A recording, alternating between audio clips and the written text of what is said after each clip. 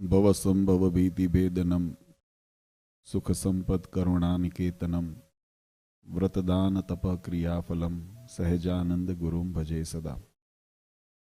वर्णिवेश रमणीय दर्शनम मंदहास्य रुचिराननाम्बुजम पूजितं सुरनरोत्तमे मुदा धर्मनंदनमहं विचिन्तये। त्वं सुकान्तवृतं कान्तं त्वं कान्तं सर्वदोगतं त्वं गते द्वे गदेवत्वं त्वं वंदे भक्तिकासुतम। सर्व अवतारी सर्व कारणना कारण अपना सौना मोक्षदाता इष्टदेव भगवान श्री स्वामीनारायण स्वामीनारायण संप्रदाय दक्षिण विभाग अधिष्ठाता देव वड़तालवासी श्री लक्ष्मीनारायण देव हरिकृष्ण महाराज, अमदावाद विभाग अधिष्ठाता देव श्री नरनारायण देव, गढ़पुरपति गोपीनाथ जी महाराज, जूनागढ़पति राधारमण देव, धोलेरावासी मदन मोहन जी महाराज आदि सर्वे देवोना स्मृतिए सहित शिकागोनु वड़ताल धाम एवा अपना विलिंग मंदिरना पाटोत्सवनी पूर्व संध्याए सभा में उपस्थित धर्मकूड़ आश्रित वाला सर्वे अमारा संतो पार्षदों, श्रीजीना लाडीला धर्मकूड़ आश्रित वाला सर्वे सत्संगी हरिभक्तों, सर्व धर्म प्रेमी सज्जनों, सर्व मोक्ष भागी जीवात्माओं, दरेक भक्तजनों ने अमारा हृदयपूर्वक जय स्वामीनारायण। वाला भक्तों, આજે વડતાલ ધામ વિલિંગ ને આંગણે ખૂબ આનંદનો ઉત્સવ આપણે સૌ માણી રહ્યા છીએ।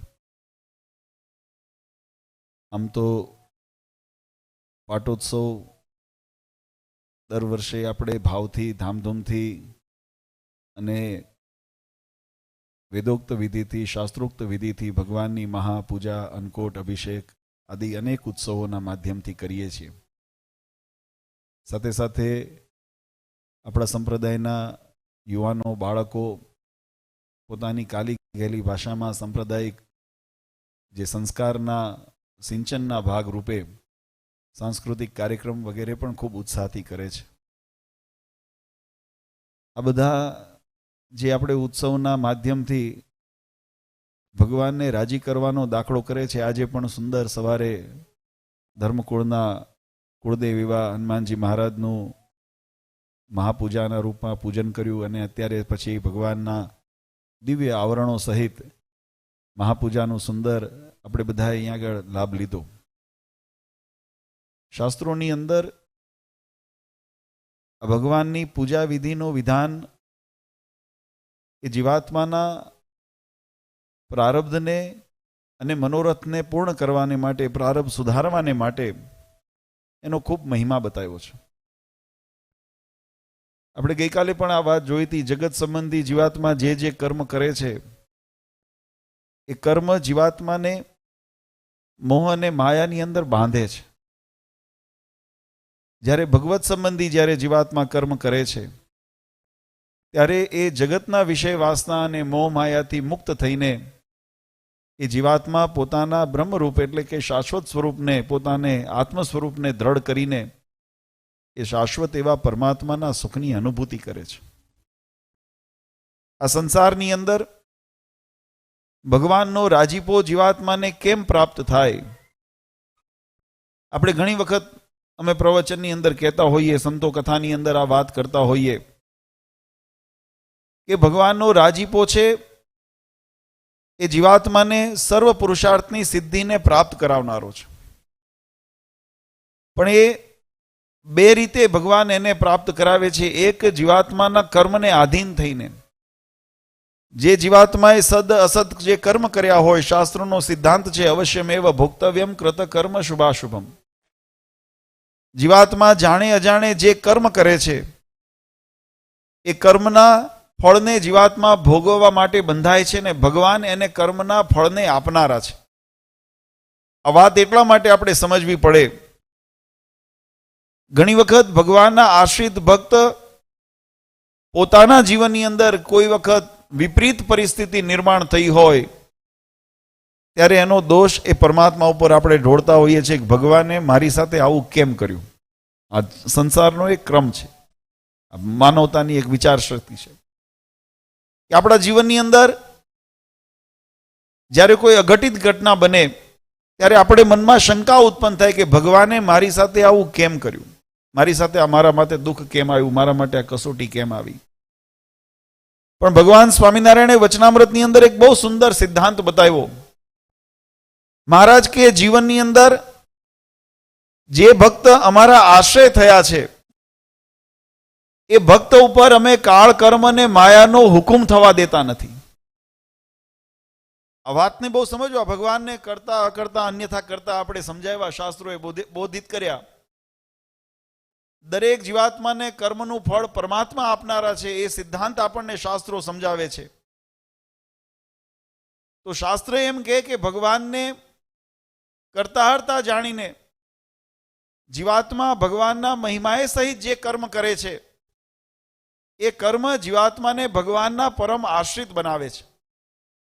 અને મહારાજે પોતે બિરુદ એવું આપ્યું કે અમારો જે આશ્રિત થયો હોય એના ઉપર અમે કાળ કર્મને માયાનો હુકુમ થવા દેતા નથી. અર્થાત એને માત્ર કાળ કર્મને માયાને હવાલે કરતા નથી. પૂર્વે જીવાત્માએ જે કર્મ કર્યા હોય એ કર્મના ફળ સ્વરૂપે જીવાત્માના જીવનની અંદર કદાચ કોઈ દુઃખ કે કષ્ટ લખ્યું હોય તો મહારાજ કે, અથવા તો કોઈ એવા દંડ દેવાનો પણ લખ્યો હોય, કોઈ એવા અપરાધની શિક્ષા કરવાનું પણ લખ્યું હોય, મહારાજ કે એને અમે શિક્ષા અથવા તો અમે દંડ દઈએ છીએ અથવા તો એ કર્મનું ફળ અમે આપીએ છીએ. પણ કેવી રીતે? કે એના કર્મને ધોઈને એને શાશ્વત એને શુદ્ધ કરીને અમે અમારા શરણે લઈને અમારા ધામનો અધિકારી બનાવીએ ને એ માટે કષ્ટ આપીએ છીએ. આ જીવનના સિદ્ધાંતને ભગવાનની કૃપા સાથે જો જીવાત્મા સમજે તો જેવા રૂપે જીવાત્માને જેવા યોગની પ્રાપ્તિ જાય, જેવી પરિસ્થિતિની પ્રાપ્તિ થઈ હોય એની અંદર એને ભગવાનનો દ્રઢ આશ્રય હંમેશા દ્રઢ રહે છે. જો ભગવાનનો યથાર્થ મહિમા ન સમજ્યા હોય, મહારાજે 3 પ્રકારના ગુણ, આમ તો કથાની અંદર વચનામૃતની અંદર મહારાજે બહુ સુંદર વિસ્તારથી બતાવ્યું છે. જ્ઞાની કોણે કહેવાય, ઉત્તમ જ્ઞાની કોણે કહેવાય, મધ્યમ જ્ઞાની કોણે કહેવાય, કનિષ્ઠ જ્ઞાની કોણે કહેવાય, આ બધા વિભાગ મહારાજે શાસ્ત્રની અંદર સમજાવ્યા છે. જ્યારે ભગવાનના ઐશ્વર્ય પ્રતાપના દર્શન કરે, ભગવાનની અલૌકિક કથાનું શ્રવણ કરે, ભગવાનના એવા ચમત્કારોના, મહારાજના એવા ઐશ્વર્યના દર્શન જ્યારે કરે ત્યારે અહોભાવ થાય.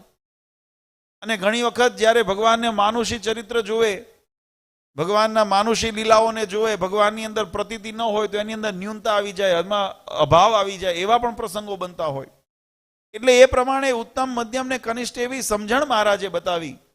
પણ એની અંદર જે દ્રઢતા છે એ મહારાજ કે ભગવાન પોસાય એવા ચરિત્ર કરે અથવા તો જીવનની અંદર જીવાત્માને પોસાય એવા સુખ દુઃખ આપે, પણ ભગવાનના આશ્રયની અંદર ફેર ન પડે ત્યારે માનજો કે એના ઉપર ભગવાનનો પૂર્ણ રાજીપો છે. જો સમય પરિસ્થિતિની અંદર આપણા વિચારો પરિવર્તિત થઈ જાય, સુખ દુઃખના કારણે આપણા વિચારો પરિવર્તિત થઈ જાય, આપણા સ્વાર્થની સંતુષ્ટિ થાય તો ભગવાન મહિમા સમજાય, સ્વાર્થની સંતુષ્ટિ ન થાય તો ભગવાનનો માર્ગ મુકાઈ જાય, તો માનજો કે હજુ ભગવાનના નિષ્ઠાની અંદર એટલી ખામી છે. ભગવાન કૃષ્ણચંદ્રે ગીતાની અંદર કીધું, તેષામ સતત યુક્તાનામ ભજંતામ પ્રીતિપૂર્વકમ દદામી બુદ્ધિ યોગમ તમ યાંતિ તે. ભગવાન કહે છે કે હું અમારા આશ્રિતોને માટે અમારો રાજીપો જ્યારે અમે ઠાલવીએ, અમારો રાજીપો એના ઉપર ઉતારીએ ત્યારે અમે એને કેવી સ્થિતિ આપીએ? તો કે દદામી બુદ્ધિ યોગમ તમ, કે હું એવા ભગવાનના ભક્તને, ભગવાનની કે મારી પ્રાપ્તિ થાય એવું એને બુદ્ધિને યોગ આપું છું. ભગવાન સ્વામિનારાયણ એક વખત કાર્યાણીની અંદર મહારાજ બિરાજમાન હતા અને મહારાજે પોતે સ્વયં મહારાજને ભક્તોને પ્રશ્ન, સંતોને પ્રશ્ન કર્યો. મહારાજ કહે કે આપણા શાસ્ત્રોની અંદર એમ ઉલ્લેખ કરવામાં આવ્યો કે આ ધરા ઉપર પરમાત્માનો અવતાર એ જીવાત્માના કલ્યાણને અર્થે થાય છે અને આ શાસ્ત્ર સંમત વાત છે. શાસ્ત્રોની અંદર દરેક પર અનંત જીવાત્માના કલ્યાણને અર્થે ભગવાન આ ધરા ઉપર આવે છે એમ શાસ્ત્રમાં ઉલ્લેખ છે. મહારાજે આની અંદર શંકા, એટલે કે સમજવા માટે, એનો મહિમા સમજાવવા માટે મહારાજે એમાં પ્રશ્ન કર્યો. મહારાજ કે એનો અર્થ એવો થયો, ભગવાન આ ધરા ઉપર જો જીવાત્માના કલ્યાણને અર્થે આવતા હોય તો શું આપણે એમ સમજવું કે ભગવાન પોતાના અક્ષરધામમાં રહ્યા થકા એ જીવાત્માનું કલ્યાણ કરવા સમર્થ નથી? આપણને મનમાં એમ પ્રશ્ન થાય કે ભગવાનને જો જીવાત્માના કલ્યાણ કરવાને અર્થે આ ધરા ઉપર આવવું પડતું હોય તો શું ભગવાન પોતાના સંકલ્પ માત્રની અંદર, હમણાં સંતોએ વાત કરીને કે ભગવાન તો ભ્રકુટીના લયની અંદર એક ભ્રકુટીનો વિલાસ થાય ને ત્યાં અનંત કોટી બ્રહ્માંડની ઉત્પત્તિ, પાલન ને પ્રલય થતું હોય એવું પરમાત્માનું સામર્થ્ય છે. ભગવાનના સંકલ્પ માત્રથી, બ્રહ્મના સંકલ્પ માત્રથી, અક્ષરના સંકલ્પ માત્રથી ઉત્પત્તિ, પાલન, પ્રલય થતા હોય ત્યારે પરમાત્માને ભગવાન પોતાના જ ધામમાં રહ્યા થકા જીવાત્માના કલ્યાણને માટે સમર્થ કેમ ન હોય? અને મહારાજ કે જો એ કરવા સમર્થ છે તો પછી અવતાર ધરવાનું પ્રયોજન શા માટે છે? ભગવાનને આપણને આ મૂર્તિમંત આપણને શા માટે પરમાત્માને મળવા આવવું પડે? એ અક્ષરધામમાં સંકલ્પ માત્રથી જીવાત્માનું કલ્યાણ કરી શકે, પણ મહારાજે ત્યાં કર્મનો સિદ્ધાંત બતાવ્યો, ભક્તિના ભાવનો સિદ્ધાંત મહારાજે બતાવ્યો. મહારાજ કે જો ભગવાનને એમ કહીએ કે અક્ષરધામમાં રહ્યા થકા કલ્યાણ કરવા સમર્થ નથી, શક્ય નથી, તો એટલું ભગવાનનું અસામર્થ્યપણું કહેવાય. અને ભગવાન તો સર્વસમર્થ છે, ભગવાનમાં કોઈ પ્રકારે ન્યૂનતા ન હોય, તો એ સંકલ્પ સુધી જીવાત્માનું કલ્યાણ કરવા સમર્થ છે, તો પછી અવતાર દેવાનું પ્રયોજન શું? સંતોએ પોતાની રીતે એનો ઉત્તર કરવા પ્રયત્ન કર્યો, પણ પછી મહારાજે એનો ઉત્તર બહુ સુંદર રીતે સમજાયો. મહારાજ કે ભગવાન આ ધરા ઉપર આવે છે, ધર્મની રક્ષા કરે છે અને જીવાત્માનું કલ્યાણ કરે છે. એ સિદ્ધાંત સાર્થક છે, એમાં કોઈ ભેદ નથી, કરે છે ભગવાન. પણ ભગવાનને જો આવવાનું પ્રયોજન થતું હોય તો એના માટે મહારાજે બહુ સુંદર વાત લખી. મહારાજ કહે કે ભગવાનના જે પ્રેમી ભક્ત છે, અહીંયા મહારાજે પ્રેમી એવો શબ્દનું વિશેષણ વાપર્યું છે.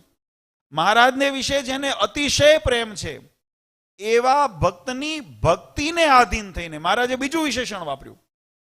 જેને ભગવાનના સ્વરૂપની અંદર અનહદ પ્રેમ છે, અને પ્રેમની વ્યાખ્યા પણ મહારાજે વચનામૃતની અંદર સમજાવી. જેમ ગોપિકાઓને ભગવાન પ્રત્યે પ્રેમ હતો, તો એ ભગવાનની મરજીની વિરુદ્ધ એક ક્ષણ પણ એને પોતાના સ્વભાવને કે પોતાની વિચારોને આગળ ન કર્યા. મહારાજને જ્યારે વૃંદાવનથી, જ્યારે મહારાજ ગોકુળથી મથુરા જવા રવાના થયા, બધા ગોપિકાઓએ સંકલ્પ કર્યો કે મહારાજને અમે રોકી લઈએ, ભગવાન કૃષ્ણને અમે રોકી લઈએ. અને બધા આવીને અક્રૂરજીના રથની આગળ બધા આગળ આવીને ઉભા રહ્યા ગોપિકાઓ. પણ ભગવાનની નજરમાં જોયું કે ભગવાનની જવાની ઈચ્છા હતી, તો એક શબ્દ બોલ્યા નહીં, બધા સાઈડ ઉપર ખસી ગયા. ભગવાનનો રથ જ્યારે ત્યાંથી વહી ગયો અને ધૂળની ડમરીની અંદર એ ભગવાનનો રથ અલોપ થઈ ગયો, ત્યાં દરેક ગોપિકો મૂર્છા ખાઈને ત્યાં પડી ગઈ, પણ ભગવાનને રોક્યા નથી. કેમ? કે ભગવાનને ગમતામાં રહેવાની બધા એમની નિષ્ઠા હતી. અને મનમાં વિચાર્યું કે જો કદાચ અમે ભગવાનના વાણીથી, ભગવાનના વચનથી, ભગવાનની ઈચ્છાથી જો ઉપરવટ જશું, તો ભગવાનને અમારા પ્રત્યે જે પ્રેમ છે ને એ પ્રેમ ઓછો થઈ જશે. આ પ્રેમનું લક્ષણ મહારાજે બતાવ્યું. અને મહારાજે એટલા માટે વિશેષણ બતાવ્યું કે ભગવાનને વિશે જે ભક્તને અતિશય પ્રેમ છે એવા ભક્તની ભક્તિને આધીન થઈને, એવા ભક્તના ભક્તિ એટલે કર્મ પ્રદાન કર્યું. મહારાજે જો ભગવાનની કૃપા છે ને, કૃપા સાધ્ય જ છે. સાધનથી કોઈ દિવસ ભગવાન પમાતા નથી. કોઈ એવો ફાંકો રાખે ને કે અમે દાન, પુન, વ્રત, તપ ઇત્યાદિ સાધન કરીને ભગવાનને વશ કરશું, ભગવાન એમ વશ થતા નથી. ભગવાન તો કેવળ જીવાત્માના ભાવ, પ્રેમ અને કરુણાથી વશ થાય છે. અને એ સિદ્ધાંતને બતાવવા મહારાજે આ બંને વિશેષણ વાપર્યા. જેને ભગવાનમાં અનહદ પ્રેમ હોય, પ્રેમનો ભાવ સમર્પણનો હોય, પ્રેમનો ભાવ પોતાના પીઉની મરજીમાં વર્તવાનો હોય, એવો જે ભગવાનનો ભક્ત હોય, એની કરેલી ભક્તિ એટલે કે એને જે સત્કર્મ, ભક્તિ, સેવા, પૂજા આદિ જે કરેલી છે એને આધીન થઈને, મહારાજે ત્યાં શબ્દ વાપર્યો આધીન થઈને, એને વશ થઈને અને ભગવાન આ ધરા ઉપર પધારતા હોય છે. પછી એના બે પ્રયોજનો પણ મહારાજે વચનામૃતની અંદર લખ્યા. મહારાજ કે એવા ભક્તના પહેલું એના મનોરથ પૂર્ણ કરવાને માટે, એના ભાવને પૂર્ણ કરવાને માટે, કોઈને સખા ભાવે ભગવાનને ભક્તિનો સંકલ્પ હોય, કોઈને ભગવાનના દાસ ભાવે ભક્તિનો સંકલ્પ હોય, કોઈને પીયુ ભાવે ભગવાનની ભક્તિનો સંકલ્પ હોય, તો એ તમામ પ્રકારના સંકલ્પ, કારણ કે પરમાત્માનું સ્વરૂપ કેવું છે, હમણાં જ્ઞાન સ્વામીએ વાત કરીને, આમાં ઘણા બધાને હું જોતો હતો, તત્વજ્ઞાનની વાત આવી, બ્રહ્માંડોની ઉત્પત્તિ, પાલન, જ્યારે એની રચનાની વાત આવી, અને તમારે નહીં ઘણા મોટા અમારા જેવાને પણ એમાં જ્યારે બહુ ઊંચું હાઈ જાય ને એટલે ધીમું પડવું પડે, કારણ કે એ વિષય એવો છે. આપણે તો આપણી જીવની સ્થિતિ કેટલી, મને એમ કહો, આપણી તાકાત કેટલી. અણુની અંદર, અણુ તો બ્રહ્માંડનું અણુ સ્વરૂપ છે, એની અંદર અણુમાં અણુ આપણું જીવ છે. આ બ્રહ્માંડ છે ને એ અણુ માત્ર છે, જેના રોમશુ છિદ્રમાં અણુ સમાન બ્રહ્માંડ કોટી ફરે, માયા કાળ રવિ શશી સુરગણો આજ્ઞાના લોપે ક્ષણ, એવા અક્ષરધામના અધિપતિ શ્રી સ્વામિનારાયણ. આપણે સ્તુતિમાં રોજ કહીએ છીએ, જેના એક એક રૂવાણાની અંદર અણુ સમા બ્રહ્માંડો રહેલા છે, અને એવા અણુ સમાન બ્રહ્માંડની અંદર જીવની સ્થિતિ તો બહુ નાની છે, બહુ અણુના અણુ સમાન છે, સૂક્ષ્મમાં સૂક્ષ્મ છે. અને એને પરબ્રહ્મ પુરુષોત્તમ નારાયણને ઓળખવા, પામવા, સમજવા એ સહેજ નથી. અને એટલા માટે મહારાજે કીધું કે આ જીવને પરમાત્માની અનુભૂતિ કરવી, એ જ્યાં સુધી બ્રહ્મરૂપ થઈ જાય એ ભગવાનના સ્વરૂપની અંદર એકાકાર એનો ભાવ થઈ જાય, દાસત્વ ભાવ, સેવક ભાવથી એ પરમાત્મામય જીવાત્મા થઈ જાય, પછી એને પરમાત્મા છેટા નથી.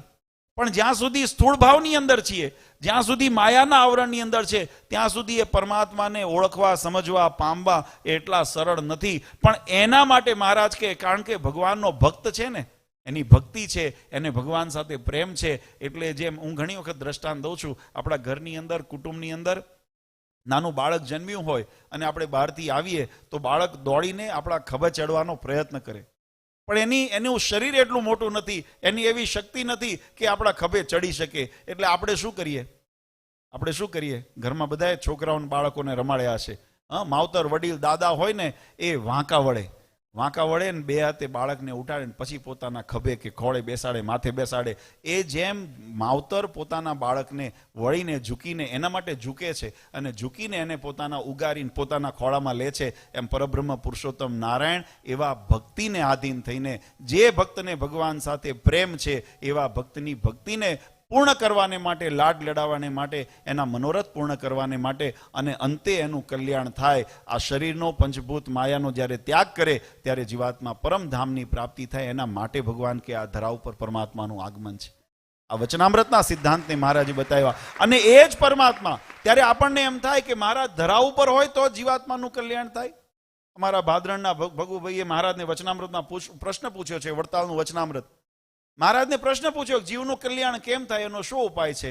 ત્યારે મહારાજે બહુ સુંદર ઉત્તર કર્યો. મહારાજ કે આ ધરા ઉપર પરમાત્મા રાજા રૂપે, સાધુ રૂપે અવતાર જ્યારે ધારણ કરીને વિચરણ કરતા હોય, આમાં શું છે, આ વચનામૃત કથા તો ઘણી વખત થતી હોય, પણ જે હાર્દ છે ને, હાર્દને મૂકીને શબ્દની અંદર પોતાના અમુક સિદ્ધાંતોને નાખવા માટે ઘણા વિવેચનો કરતા હોય, પણ વચનામૃતનો જે ભાવ છે ને, મહારાજે બહુ સુંદર વાત સમજાવી. મહારાજ કે પરમાત્માના અનેક અવતારો આ ધરા ઉપર, મત્સ્ય, કચ્છ, વરા, નરસિંહ, રામકૃષ્ણ આદિ અનેક અવતારો આ ધરા ઉપર થયા. અને ધરા ઉપર અવતારો થયા એના મુખ્યત્વે બે વિભાગો આપણે જોઈએ છીએ. કારણ કે મત્સ્ય, કચ્છ, વરા આદિ જે અવતારો થયા એમાં જળ ક્રીડાઓ કરી. મહારાજ જેમ માછલી રૂપે રહ્યા તો પાણીની અંદર મહારાજે ક્રીડાઓ કરી, કાચબા રૂપે થયા તો જળની અંદર ક્રીડા કરી, ભગવાનનો હેગીરી અવતાર થયો તો મહારાજે ઘોડા રૂપે કાર્ય કર્યા, મહારાજે વરાહ રૂપે રહ્યા તો વરાહ રૂપે એમને કાર્ય કર્યા અને લીલાઓ કર્યા. પણ એની અંદર મનુષ્યને ભક્તિનું હેત, મૂર્તિનું સુખ ન આવે.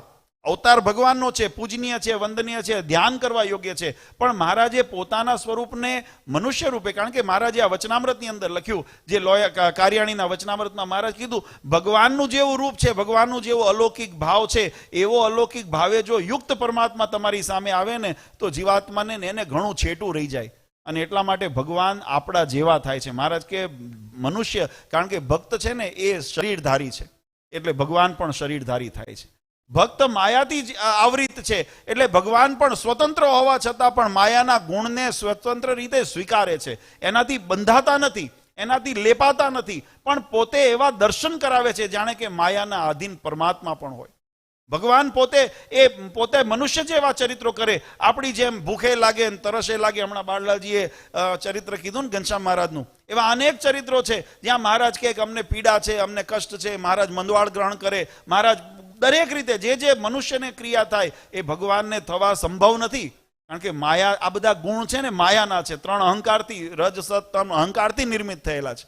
આ એની સૃષ્ટિ છે, એટલે સૃષ્ટિનો જે જીવ છે એને આ અસર કરે, પણ પરબ્રહ્મ પુરુષોત્તમ નારાયણ તો એનાથી પર છે, એટલે એને અસર ન કરે. પણ છતાંય ભગવાન સ્વેચ્છાથી એવા ભાવને સ્વીકારે છે. કેમ? તો કે મહારાજને, ભક્તને નજીકપણું થાય ને. મેં કીધું એમ, ભગવાન, આપણે મોટા થઈને ભગવાન સુધી પહોંચવા સમર્થ નથી, તો ભગવાન કરુણા કરીને આપણા જેવા થાય છે કે આપણને એમાં હેત થાય, આપણને એની અંદર પોતાપણું જણાય, આપણને એની અંદર મમત્વ થાય, આપણને અંદર આત્મીયતા થાય, આપણને એની અંદર હેત થાય, આપણને એની અંદર જોડાણ થાય. એટલા માટે ભગવાન પોતાના સ્વરૂપને સૌમ્ય કરે છે, પોતાના ઐશ્વર્ય પ્રતાપને મહારાજ દબાવે છે, ઢાંકે છે, અને આપણા જેવા થાય છે. અને એ જ વાત મહારાજે જ્યારે ભગુજીએ પૂછ્યું કે જીવાત્માનું કલ્યાણ કેમ થાય, ત્યારે મહારાજે એ તાત્પર્યની અંદર કીધું કે ભગવાન આ ધરા ઉપર પધારતા હોય ત્યારે જેવા અવતાર ધારણ કર્યા હોય એવા ગુણધર્મને ભગવાન સ્વીકારતા હોય. રાજા રૂપે અવતર્યા હોય તો ભગવાનની અંદર જે રાજાના 39 રક્ષણો હોય, જે શૌર્ય આદિ જે એની અંદર ગુણો હોય, એમાં મૃગ્યા કરતા હોય, એમાં અષ્ટપટરાણીઓ પણ પરમાત્મા રાખતા હોય, તો પરમાત્માએ જે અવતાર જે લીલા કાર્ય કર્યું છે એ લીલા કાર્યના ગુણધર્મને પરમાત્મા સ્વીકારે છે. અને એ રીતે પરમાત્મા ચરિત્ર કરતા હોય. અને કપિલ દત્તાત્રેય રૂપે જો મહારાજ સાધુ રૂપે વર્ત્યા હોય તો બ્રહ્મચર્યનું પાલન કરે, અહિંસાનું પાલન કરે, એક પાંદડું પણ ન ઉખાડે, એવી જીવ હિંસાનો મહારાજ નિષેધ કર્યો, એવી રીતે વર્ણન કરે. પણ એ પરમાત્માના ચરિત્રો છે. પરમાત્મા એમાં બંધાતા નથી. ભગવાન એનાથી પર છે. આ વસ્તુ સમજો, પરબ્રહ્મ પુરુષોત્તમ નારાયણ એ ગુણોથી પર છે. એ તમામ ગુણોના સ્વામી છે. એને આધીન બધા ગુણો રહેલા છે. ગુણને આધીન ભગવાન નથી. આ વાત બહુ સમજવાની જરૂર છે. આપણે મહિમાની અંદર ઘણી વખત અતિરેકની અંદર આપણે પરમાત્માના ગુણ છે તો એ ગુણને આધીન પરમાત્મા છે. આપણો સ્વભાવ છે ને ગુણને આધીન છે. તમે જો કોઈ ક્રોધી સ્વભાવ હોય ને, કોક છંછેડે ને એટલે ક્રોધ આવેશ થઈ જાય. આપણે નથી કંટ્રોલ કરતો. આપણી ઇન્દ્રિયો, આપણા અંતઃકરણ, આપણા વિચારો આપણા કંટ્રોલમાં નથી. લોભી સ્વભાવ હોય ને તો જ્યાં લોભ દેખાય ને, માની સ્વભાવ હોય, હમણાં સંતોએ કીધું ને, માની સ્વભાવ હોય તો જ્યાં માન દેખાય ને ત્યાં લોટાની જેમ આપણે દળવા માંડીએ છીએ. કેમ? કારણ કે આપણા નિયંત્રણમાં આપણો સ્વભાવ નથી. આપણે જીવ છીએ એટલે. અને એ જગદીશ છે એટલે એને એનું આધીનતા નથી. એને એ ઇન્દ્રિયોના સ્વામી છે. ઇન્દ્રિયો એને આધીન રહે છે, ગુણો એને આધીન રહે છે. અને એવા પરબ્રહ્મ પુરુષોત્તમ નારાયણ જેવા અવતારે જેવી લીલા કરી હોય ને, સ્વતંત્ર રીતે કરી છે. એ ગુણથી બંધાતા નથી. પણ જીવાત્માનું કર્તવ્ય શાસ્ત્રના માધ્યમે કરીને જે ભગવાનનો મહિમા સમજાણો હોય, જે શાસ્ત્રના માધ્યમે કરીને ભગવાનની ઓળખાણના જે ચિહ્નો બતાવ્યા છે, જે લક્ષણો બતાવ્યા છે, એ લક્ષણો દ્વારા એ પરમાત્મા પુરુષોત્તમ નારાયણની પ્રતીતિ કરે. મૂળ હેતુ એ છે. ચાહે રાજા રૂપે પરમાત્મા ચરિત્ર કરતા હોય, ચાહે મચ્છકચ્છ વરાદી રૂપે મહારાજ ચરિત્ર કરતા હોય, ચાહે કપિલ દત્તાત્રેય રૂપે ચરિત્ર કરતા હોય, પણ એની અંદર ઐશ્વર્ય હોય ને હોય. અને એ ઐશ્વર્યને ઓળખે. અહીંયા કહેવાનો ભાવ વચનામૃતનો એવો છે કે એવા ઐશ્વર્યને ઓળખીને એ પરમાત્માની અંદર પ્રતીતિ કરે, વિશ્વાસ કરે, એની સાથે સંબંધ જ્યારે દ્રઢ કરે ને, એની નિષ્ઠા દ્રઢ કરે ને, અને પછી મહારાજે બીજો શબ્દ વાપર્યો, એનો આશ્રય કરે, ત્યારે જીવાત્માનું કલ્યાણ થાય. આ સિદ્ધાંત વચનામૃતની અંદર મહારાજે બતાવ્યો. તરત આપણને મનમાં પ્રશ્ન થાય કે આ તો મહારાજ અહીંયા પૃથ્વી ઉપર ચરિત્ર કરતા હોય ત્યારનો પ્રશ્ન છે, ત્યારે મહારાજને આવા સમાગમ થાય. એટલે મહારાજે તરત બીજો ઉત્તર કર્યો. મહારાજ કે પરમાત્મા જ્યારે પોતાની લીલા સંકેલીને મનુષ્ય ચરિત્ર ન કરતા હોય ત્યારે મહારાજ કે ભગવાનને મળેલા એટલે કે જેને પરમાત્માનો આત્મીયતાથી એકાત્મ ભાવ કરેલો છે. મળેલા એટલે ખાલી હાય હેલો કરેલા નહીં.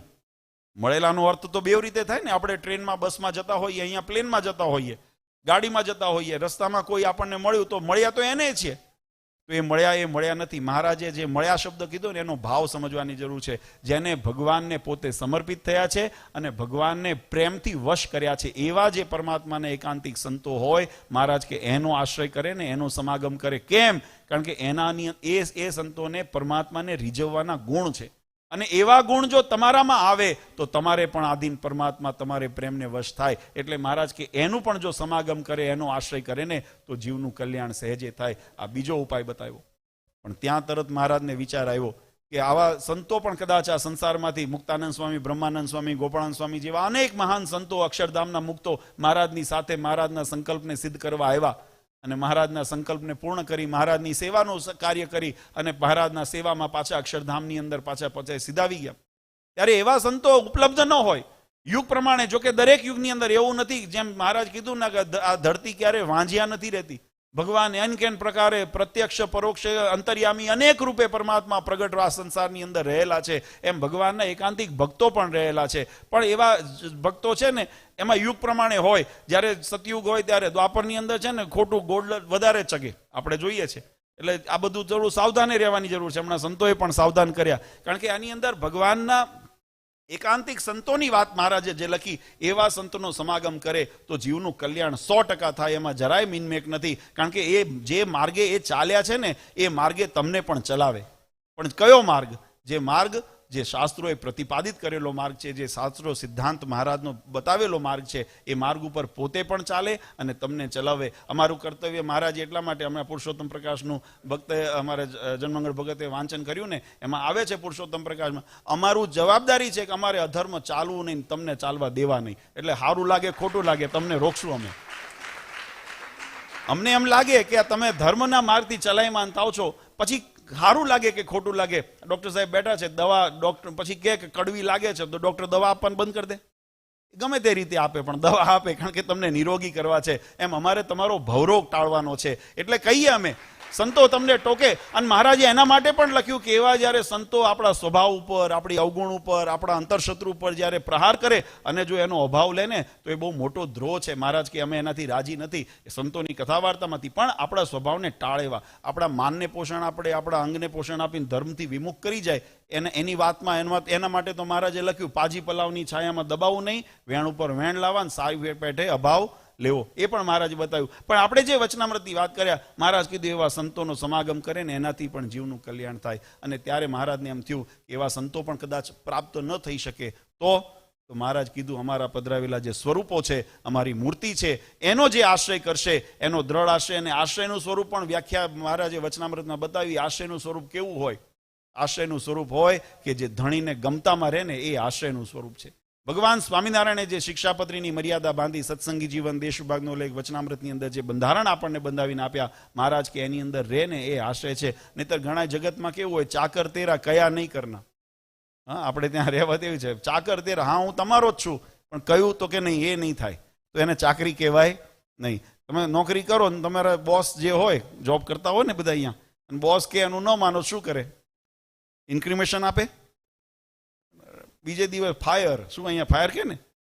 ફાયર, કાલથી આવશો નહીં. 20 વર્ષની નોકરી હોય, 30 વર્ષની જે હોય એ ફાયર એટલે ફાયર. એમ મહારાજની અંદર પણ આ નિષ્ઠા આશ્રયનું સ્વરૂપ છે. મહારાજ કે અમારા પધરાવેલા દેવોને આશ્રય રહેશો ને તો મહારાજ કે અમે એનું કલ્યાણ કરશું. પણ એની અંદર મહારાજે 2 કન્ડિશન લખી. અમારા જે ભગવાનની મૂર્તિ છે એને આશ્રયમાં એની અંદર એનો આશ્રય કરવો, અને મહારાજ કે સ્વધર્મમાં રહેવું, જે ધર્મ મર્યાદા બનાવી છે, અને ભગવાનની ભક્તિ કરવી. આ 3 અંગનું એકાત્મ ભાવ થાય તો આશ્રય દ્રઢ થાય. એટલે ભગવાનની બાંધેલી મર્યાદા, ભગવાનની ભક્તિ અને ભગવાનની શરણાગતિ એ જીવાત્માના કલ્યાણનું પરમ સાધન છે. અને એક આ સાધનને સિદ્ધ કરવાને માટે મહારાજે જ્યારે આ સંસારમાંથી જ્યારે મહારાજ મનુષ્ય દેહ પોતાનો સંકેલવા, મહારાજ મનુષ્ય લીલા સંકેલવાનો સંકલ્પ કર્યો ને, એટલે મહારાજે 3 સંકલ્પ કર્યા. આ યાવત ચંદ્ર દીવા કરો, સત્સંગનો માર્ગ પ્રશસ્ત રહે, અનંત જીવાત્માને ભગવાનના આ ફળની પ્રાપ્તિ થાય, મોક્ષની પ્રાપ્તિ થાય, એના માટે મહારાજે 3 પાયા રૂપે. આમ ષડંગી સંપ્રદાય કહેવાય, પણ ષડંગી સંપ્રદાયની અંદર જો પ્રાણ ગણો ને, જેના કારણે આ ષડંગી સંપ્રદાય, તો એની અંદર મહારાજે પહેલા સૌ પ્રથમ પોતાના મંદિરો બનાવીને પોતાના સ્વરૂપ પધરાવ્યા. આ સ્વરૂપ મહારાજ કીધું અમારું પ્રગટ સ્વરૂપ છે, આનો આશ્રય કરશે એટલે પ્રગટ અમારો આશ્રય કર્યા બરાબર છે. બીજું અંગ મહારાજે બીજો સંકલ્પ કર્યો કે અમારા જે શાસ્ત્રો છે, શિક્ષાપત્રી, વચનામૃત આદિ જે શાસ્ત્રો છે, મદ રૂપમિતિ મદ વાણી, આ મારા વાણી સ્વરૂપ છે, એ પણ મારું પ્રગટ સ્વરૂપ છે.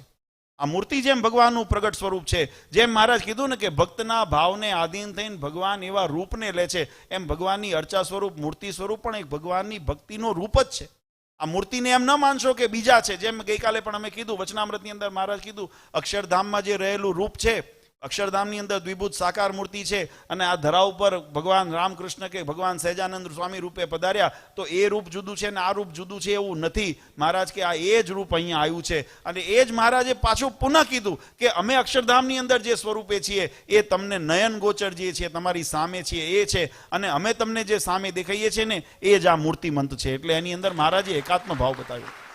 આ મૂર્તિ સ્વરૂપે મહારાજનું રૂપ ભક્તને ભાવને આધીન થઈને, ભક્તિને આધીન થઈ મહારાજ આપણી વચ્ચે અખંડ રહેવા માગે છે. પણ પ્રકૃતિના નિયમ છે એટલે શરીરથી મહારાજ ન રહી શકે, કદાચ એ સ્વતંત્ર છે. પણ મેં કીધું ને, પ્રકૃતિના ધર્મને ભગવાન પોતે સ્વેચ્છાથી સ્વીકારે છે. એટલે પ્રકૃતિના નિયમને આધીન મહારાજ આ સંસારમાંથી મનુષ્ય લીલા તો સંકેલી, પણ મહારાજે પોતાના કૃપાને નથી સંકેલી. મહારાજે કૃપાનું રૂપ બદલી નાખ્યું. મહારાજ કે અત્યાર સુધી અમે હાલતા ચાલતા બોલતા આવા શરીર રૂપી તમારી સન્મુખ હતા, હવે અમે લક્ષ્મીનારાયણ દેવ, હરિકૃષ્ણ મહારાજ, નરનારાયણ દેવના રૂપમાં તમારી સન્મુખ અમે બેઠા છીએ. અમે શિક્ષાપત્રી વચનામૃતના રૂપની અંદર તમારી સામે બેઠા છીએ. અને ત્રીજું મહારાજે સંકલ્પ કર્યો કે આ બંનેનું પ્રતિપાદન કરે, રક્ષણ કરે ને પોષણ કરે. મેં ગઈકાલે પણ વાત કરી હતી, અમારી જવાબદારીમાં 2 આવે છે. અમારા ભક્તોના ધર્મનું રક્ષણ કરે અને ભક્તિની અંદર એને પોષણ મળે, એને પુષ્ટિ થાય, એના માટે મહારાજે ત્રીજો સંકલ્પ કર્યો અને આચાર્ય પદની સ્થાપના કરી. અને મહારાજ કે આ 3 જે વાનાનું જે અંગ બનાવ્યું છે એની અંદર પછી ત્યાગી હોય કે ગ્રહી હોય, એ જે પણ એની અંદર આશ્રયની અંદર આવે. હમણાં સંતોએ વાત કરીને, ત્યાગાશ્રમ કે ગ્રહસ્થાશ્રમ છે ને, આશ્રમ વ્યવસ્થા છે. ભક્તિ માર્ગની અંદર એને મહારાજે કીધું, જેમ જીવ છે ને, જીવનું કોઈ રૂપ નથી. જીવ સ્ત્રી નથી, પુરુષ નથી, ગ્રહસ્થ નથી, ત્યાગી નથી, પશુ નથી, પક્ષી નથી, જીવનું કોઈ સ્વરૂપ નથી. એ શરીરનો ધર્મ છે. એમ જે આશ્રમ છે ને, એ આશ્રમનો ધર્મ છે, ત્યાગાશ્રમ ને ગ્રહસ્થાશ્રમ. જે જીવની જેવી પ્રકૃતિ હોય એ પ્રકૃતિને આધીન થઈને એના મોક્ષ માર્ગમાં વિઘ્ન ના આવે અને મૂંઝવણ ન થાય એટલે આશ્રમ વ્યવસ્થા કરી છે કે જેને સંસારમાં વૈરાગ્ય હોય, જેને જગતના વ્યવહારની અંદર કોઈ આસક્તિ ન હોય, એવા જીવાત્માને ભગવાન ભજવા હોય તો ત્યાગાશ્રમમાં રહીને ભજી શકે. કોઈ જગતને જીવ ત્યાગી હજુ એટલો બધો વૈરાગ્ય નથી અને જો ત્યાગાશ્રમમાં નાખો તો એમાં મૂંઝાય. હા, આજે ઘણી વખત ઘણા ઉત્સાહમાં આવી જતા હોય છે, અમારે સંતોની પાસે અમારે સાધુ થવું છે, નાવું છે, પણ પાંચ મહિના 6 મહિના જે કઠણ એમાં કસોટીમાંથી પસાર થવું પડે, એના વ્રત નિયમો પાલન કરવા પડે ને, એટલે એના ધીરજ ખૂટી જાય. તો એના માટે એક પ્રકૃતિ, એનો સ્વભાવ એવો નથી, તો એના માટે ગ્રહસ્થ આશ્રમની વ્યવસ્થા કરી. આ આશ્રમ વ્યવસ્થા તમારા મોક્ષ માર્ગમાં, બાકી ભગવાનની ભક્તિ કરવા માટે બંને આશ્રમની અંદર જીવાત્મા, નહીં તો દાદા ખાચર, પર્વતભાઈ, ઝીણાભાઈનું કલ્યાણ ન થયું. એ બધા ગ્રહસ્થ આશ્રમની અંદર રહીને ભગવાન ભજ્યા અને ભગવાનની ભક્તિ કરી. પણ મેં પહેલું કીધું કે ભગવાનને ધામમાં જવા માટેનું લક્ષણ છે ને, આ એના મહારાજે માપદંડ વચનામૃતની અંદર બતાવ્યું. મહારાજ કે ભગવાનને આશ્રય રહે, પ્રગટ પરમાત્મા બિરાજમાન હોય એને આશ્રય રહે, પરમાત્માના એકાંતિક સંતોના સમાગમમાં રહે એને આશ્રયની અંદર રહે, અને મહારાજ છે અમારા પધરાવેલા દેવો છે એની અંદર નિયમ નિશ્ચય પક્ષમાં દ્રઢ રહીને એને આશ્રય રહે, ભગવાનના સ્વરૂપની અંદર વિશ્વાસ રાખે, ભગવાનની આજ્ઞામાં ધર્મ પાલન છે, એ ભગવાનની આજ્ઞા છે, એ ભગવાનની આજ્ઞાનું પાલન કરતો રહે અને ભગવાનની અનન્ય ભક્તિની અંદર પ્રેરિત રહે. આ 3 અંગ જેને મજબૂત કર્યા છે ને, મહારાજ કે જીવાત્માનું કલ્યાણ થાય, એને આ સંસારની અંદર ભવસાગરમાં તરવું, એને રખડવું ન પડે.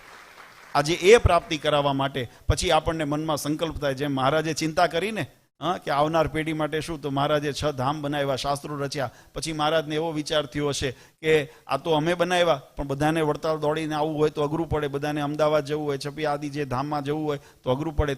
તો મહારાજે બીજી વ્યવસ્થા પણ મહારાજ છેવટે કરતા ગયા. મહારાજ કે કોઈ હરિભક્તને, આપણે પ્રસાદીનો પત્ર છે, કોરોના કાળની અંદર આપણે વાંચ્યો તો, કોઈ હરિભક્તે જેને પ્રશ્નોત્તરીની અંદર જ્યારે સાંભળ્યો હશે તો ખ્યાલ હશે, મહારાજનો એક પ્રસાદીનો પત્ર છે, એટલે એમને વ્યવસ્થા કરી. મહારાજ કે અમારે જે કરવું હતું એ તો અમે કર્યું, પણ છતાંય જો ભવિષ્યની અંદર કોઈ ભક્તોને એવો ભાવ થાય, કોઈને ભગવાને એવી સગવડ આપી હોય, શક્તિ આપી હોય, અને એવી ઈચ્છા હોય કે અમારે પણ અમારા મોક્ષના કાલે અમારે સેવાનો લાભ લેવો છે, અને અમારે કંઈક અમારે ભક્તિનું અંગ અમને મજબૂત થાય, એના માટે સ્થાન ઊભું કરવું છે, તો મહારાજ કીધું કે તમારા ગામમાં, તમારા શેરીની અંદર, તમારા જે પણ સ્થાન હોય ત્યાં તમે નાનું એવું હરિમંદિર બનાવી શકો. અને ત્યાં અમારા સ્વરૂપોને પહેલા મહારાજ કીધું શિક્ષાપત્રી પધરાવીને, છતાંય કદાચ કોઈને મૂર્તિ પધરાવી હોય તો એની પણ મહારાજે વ્યવસ્થા કરતા ગયા કે આચાર્યણ દત્તવ્યમ યશ્ચ તેન પ્રતિષ્ઠિતમ કૃષ્ણ સ્વરૂપમ તત્સેવ્યમ. મહારાજ કે અમારા આચાર્ય જે મૂર્તિ પ્રતિષ્ઠા કરીને આપે ને એનું તમે સેવન પૂજન કરજો, એ અમારા તુલ્ય તમારે પૂછે. આ ભગવાન સ્વામિનારાયણનું બંધારણ ને સિદ્ધાંત છે. આ સિદ્ધાંતને અનુસરી અને આપણે ખરેખર ભાગ્યશાળી છીએ. નહીં તો આ તો ભોગવિલાસની ભૂમિ છે. હું આ ભૂમિની ટીકા નથી કરતો, કોઈ એવું ન માને કે અહીંયા જે દેશમાં આવ્યા એ દેશનું ખંડન કરે છે. એ એની પ્રકૃતિ છે, એનું ખંડન નથી. એક પ્રકૃતિ દરેકની પોતાની હોઈ શકે, પણ આપણે ભાગ્યશાળી એટલા માટે છીએ કે આવી ભૂમિની અંદર પણ આપણને કલ્યાણનું, આશ્રયનું સ્થાન મળ્યું છે. એ આપણા માટે મોટી વાત છે. ખરેખર ખૂબ આનંદ છે કે ભક્તોએ ખૂબ સુંદર, આપણે વર્ષો વર્ષ એટલે એ વાતને યાદ કરવા માટે, તાજું કરવાને માટે આપણે આ પારાયણ ઉત્સવ, કથા વાર્તા એટલે કરીએ છીએ કે આપણને આપણું લક્ષ્ય યાદ રહે, આપણે જગતમાં ભટકી ન જઈએ. આ કથા પારાયણનું હેતુ એટલા માટે છે. હું ઘણી વખત દ્રષ્ટાંત આપું છું અને કહું છું કે આપણે કથા તો જ આયોજન કરવી જો માનવી હોય તો, ને તો ટાઈમ બગાડવાની જરૂર નથી. આ નવરા નથી સંતો, ભક્તો, અમે તમે બધાય, આ બધા આપણે ઘણા કામ છે. જો વચનામૃતને માનવું ન હોય, સત્સંગી જીવન માનવું હોય તો શા માટે કથા કરવી? જો કથા કરો છો તો એમાંથી ગુણ લેજો, એમાંથી શીખજો કે ભગવાન કેમ રાજી થાય, અને એ કરશું. અને અમને આનંદ છે અહીંયા વિલિંગનો સત્સંગ, ખરેખર જેમ હમણાં સંતોએ પણ વાત કરી કે નિષ્ઠાની અંદર ગમે તેવા વાવાઝોડા આવ્યા, ગમે તેવી પરિસ્થિતિઓ બદલાણી હતા, કદાચ કોઈ એવા જેનું અંગ ભગવાનની ભક્તિને, ભગવાનને રાજી કરવાનું નહોતું, એનું અંગ બીજું હતું. નામ ભલે આંચોડો ઓઢ્યો તો ધર્મનો, તિલક ચાંદલો એ કરતા હશે ને કંઠીએ બાંધતા હશે ને કદાચ ખેસે ભગવા ઓઢ્યા હશે, પણ એનો હેતુ ભગવાનને રાજી કરવાનો નહોતો. તો એવા વહી ગયા આ પ્રવાહની અંદર, કળિયુગના પ્રવાહની અંદર વહી ગયા. પણ જેને ભગવાનનો ખપ હતો, જેને ભગવાનની નિષ્ઠા હતી ને જેને ભગવાનને રાજી કરવાતા, પોતાના આત્મકલ્યાણને સાધ કરવું છે, એ આજે પણ અડીખમ સત્સંગના સિદ્ધાંત સાથે રહ્યા છે. આજે એનું ગૌરવ છે. આજે એ ભક્તોને અમે અભિવાદન આપીએ છીએ કે તમે કળિયુગના પ્રવાહ સાથે વહેવાનું નક્કી ન કર્યું, તમે ભગવાનના સિદ્ધાંત સાથે રહેવાનું નક્કી કર્યું. મહારાજે વચનામૃતમાં લખ્યું, હાથીએ બેસાડે તોય ભલે ને ગધેડે બેસાડવાનું મળે, માન થાય કે અપમાન થાવ, પણ ભગવાનનો આશ્રય છોડવો નથી. આ સિદ્ધાંતને તમે પચાવ્યો ને, આજે એનું ગૌરવ છે. આજે એટલા માટે આપણને ઉત્સવનો આનંદ છે. વિશેષ સમય નથી લેવો, પણ ખૂબ આનંદ સાથે ખૂબ બધા યજમાનોએ નાની મોટી સેવાનો દરેક યજમાનોએ બધાએ નામ લીધા છે. પત્રિકામાં હમણાં નામ બધાને બોલે, આશીર્વાદ બધાને આપ્યા છે. પણ કદાચ કોઈના નામ રહ્યા હોય, ન રહ્યા આવ્યા હોય, પણ છતાંય આપણું નામ અહીંયા બોલાણું કે ન બોલાણું મહત્વનું એટલું નથી. ભગવાનને ચોપડે અવશ્ય લખાણું છે કે અમારા આશ્રિતે અમારા સિદ્ધાંતની અંદર આ સેવા કરી છે. એટલે તમામ એવા યજમાનોને અમે ખૂબ ખૂબ અભિનંદન આપીએ છીએ, આશીર્વાદ આપીએ છીએ. ભગવાનને પ્રાર્થના કરીએ કે આવીને આવી સમજણ અને આવીને આવી સેવાની તક એ કાયમ તમને બધાને મળતી રહે અને કાયમ આવું ભગવાનનું ભજન કરતા રહો એવી મહારાજના ચરણારવિંદમાં પ્રાર્થના કરીએ છીએ. આપણા હરિકૃષ્ણ મહારાજ, ઘનશ્યામ મહારાજ સંકલ્પ સિદ્ધ છે જીવનની અંદર. ગઈકાલે પણ અમે કીધું હતું, નાના મોટા કોઈ મૂંઝવણ આવે, કદાચ મુશ્કેલી આવે, કોઈ પ્રશ્ન આવે, એ આવશે. પ્રકૃતિ છે એટલે આવી શકે, આપણો પ્રારબ્ધ છે એટલે આવી શકે, પણ આપણે ભગવાનને આશ્રયમાં રહેશો તો ભગવાન આપણને એમાંથી ઉગારશે પણ ખરા. અને મહારાજે કીધું ને, અમે એના લાડને લડાવવા આવીએ છીએ ને એના મનોરથ પૂર્ણ કરવા આવ્યા છે. આપણા તમામ મનોરથો, જેમ મહારાજ અક્ષરધામથી આ ધરા ઉપર આવ્યા, એમ મહારાજ વડતાલથી આપણા મંદિર વિલિંગની અંદર આવ્યા ને એટલે આપણે આ વડતાલ ધામ પડ્યું, એટલે આ વડતાલ ધામ નિર્માણ થયું. અને એટલા માટે અહીંયા આગળ જ ભક્તો ત્યારે પણ આવીને જે સંકલ્પ કરશો ને એ સંકલ્પ ભગવાન અવશ્ય પૂરા કરશે અને તમને ખૂબ ખૂબ તમને બધાને જીવનમાં સુખી અને પ્રગતિ કરાવે એવી હરિકૃષ્ણ મહારાજના ચરણારવિંદમાં પ્રાર્થના કરીએ છીએ. હમણાં પુનઃ એક વખત ગઈકાલે પણ કીધું હતું કે અમારા જનમંગલ ભગત અહીંયા આ ઠરીને રહ્યા ને બહુ મોટી વાત છે.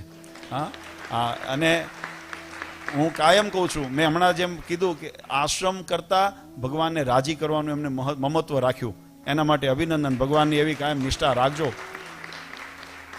ભગવા તો રાવણે પહેર્યા હતા, એને એનું મમત્વ ન રહ્યું. એને મમત્વ રહ્યું કે મારા ઠાકોરજી રાજી થાય છે, નહીતર તો 2 વર્ષ માટે જ મૂક્યા હતા. જ્યારે મૂક્યા હતા ત્યારે અહીંયા આગળ પણ એમને કીધું, બાપુજી હું તમે જે આજ્ઞા કરો મારા ઉપર રાજી રહો, મને નિષ્ઠા રહે. બાપુજીએ મારા શ્રી આશીર્વાદ આપ્યા, અમે પણ વાત કરી. મેં કીધું ભગવાન રાજી થશે જો આ કરશો તો, અને એમને વાત સ્વીકારી અને અહીંયા આગળ સેવા કરી. તમને બધાને ખૂબ સત્સંગનો યોગ આપ્યો. અમારા સંતોએ પણ, કારણ કે હમણાં જ્ઞાન સ્વામી કીધું ને ઓછા છે, એટલે જેટલી જવાબદારી અમને ઘણી વખત દુખતા હરિભક્તોને હું કહું કે ભાઈ મારી પાસે થોડા છે, તમે એને દોઈ નીચોઈ ન નાખશો. થોડું એને શ્વાસ રહેવા દો. અમે બને ત્યાં સુધી અમને મોકલીએ છીએ બધે, જ્યાં પણ બધી જગ્યાએ. આપણો સત્સંગ કેવડો મોટો છે, દ્વારકાથી કલકત્તા અને કાશીથી કન્યાકુમારી સુધી ભારતની અંદર અને ભારતની બહાર તમારા આ વિદેશોની અંદર આપણો સત્સંગ પથરાયેલો છે. દરેક જગ્યાએ અમે જો પ્રયત્ન કરીએ. આમાં કેવું છે કે જેમ સંતો કહેતા ને કે જાજા જનોનો તો સુકાળ છે, પણ જ્યાં કે દેખ હૈયા ઠરે આખો હે દુકાળ, એમ પોતાને પૂજાવનારા તો અઠડક પડે છે ભગવા પહેરીને, એની અંદર પણ માલ નથી. એ જીવાત્માનું કલ્યાણ ન થાય. ભગવાન સાથે જોડનારા આવા મારી પાસે થોડા ઘણા છે, તો થોડીક મર્યાદામાં રહીને એ પણ ખૂબ મહેનત કરે છે. હમણાં અહીંયા આવવાનું થયું એના 15 દિવસ પહેલા બધા કથાઓમાં હતા. અઠવાડિયા પતાવીને બીજે દિવસે હવે પોટલા વિસ્તરા બાંધ્યા. મેં કીધું આપણે જવું પડશે, દોડાદોડ કરવી પડશે, પણ સંતોએ ખૂબ, એટલે એમને પણ ખૂબ ખૂબ અંતરથી આશીર્વાદ આપીએ. ભગવાન આવીને આવી નિષ્ઠા કાયમ રાખે અને દરેક હરિભક્તોને અબાલ વૃદ્ધ, અમારી એની કમિટીના મેમ્બર્સને બધાને ખૂબ ખૂબ અભિનંદન આપીએ છીએ. કે નહીતર શું છે કે ઘણી વખત સ્થાન છે ને, બાપુજી અમારા કાયમ કહેતા કે પીઠ અથવા સત્તા છે ને રાવણની ગાદી જેવું છે. ઓલા વિભીષણ આખી જિંદગી ભગવાન રામની સેવા કરી, ભગવાન પોતાના ભાઈનો ત્યાગ કરીને અને ભગવાન રામના શરણે રહ્યા. પણ જ્યાં લંકેશ બન્યા ને, એવું રામાયણમાં એવું લખ્યું છે કે જ્યારે લંકેશ બન્યા ને એટલે ભગવાનને માટે અહંકાર આવ્યો. ભગવાન રામને કે ક્યાં છે ભગવાન, કોણ રામ, એવું કીધું. કેમ? એ ગાદી રાવણની ગાદી જેવું છે. એટલે આ વહીવટની અંદર આવે ને એટલે પછી માન અહંકાર આવે. પણ અમારા અહીંના કમિટીના મેમ્બર્સને અમે અભિનંદન આપીએ છીએ કે તમે દાસ બનીને સેવા કરો છો ને, એવી કાયમ દાસ બનીને સેવા કરજો. એવી કાયમ. કાલનો દિવસ આપણે માટે આ બધું, આમ તો જો કે મારે કાલે કેવું હતું, પણ મને એવું થયું કે કાલે સવારથી આપણે ભગવાનનો અભિષેક, અન્નકોટ વગેરે આખો